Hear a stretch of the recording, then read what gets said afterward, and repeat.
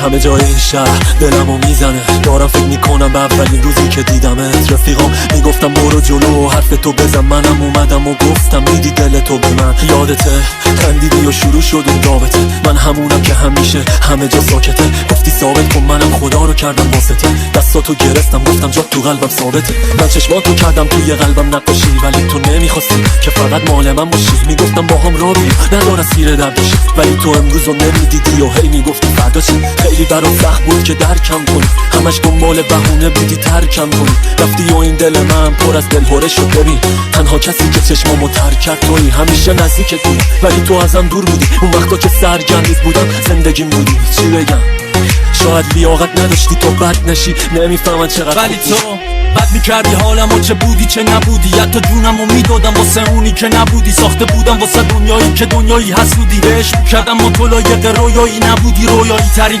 وقتایی که فکر میکردم بهت، رویایی ترین شبایی که نمیزدم پلک ظلم میزدم بهت. خدا رو شکر میکردم حیف کشتی دلم و همون تو مردی کم کم. ای خیلی ممنونم زدی زیر همه چی، کور بودم نمیدیدم دلم میره برادی. هر روز سرتر میشدن دستای تو، هر رو میپرسیدم من خودم اسرای تو رو. کسی که بتونه بگیره بمونه بمیره، جای همه دنیا رو تو دلم بتونه بگیره. نگو تویی اون که مرگ منو میتونه ببینه، تویی اون که بالا پر منو میتونه بچینه. ولی حالا چی؟ حالا کی میده گرما به تنه؟ کی خواستن تو جلو همه فریاد بزنه؟ کی تو رو میتونه بخواد حتی بیشتر از خودش؟ امشب بر جا پا به پام اومدی میشکنم پلش. کاش بودی میدیدی نباشی آروم ترینم، منی که فکر میکردم بری میشم داغون از این درد. این روزا کامل ترین مرد زمینم و تنها آرزوم تو رو دیگه هرگز نبینم. نه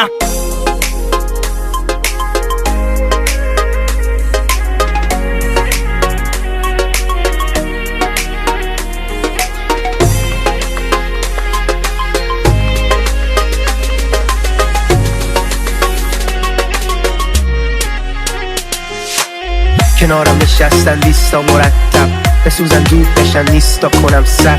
یه امشبرم بازم به یادت، هر بازی یه بازنده داره.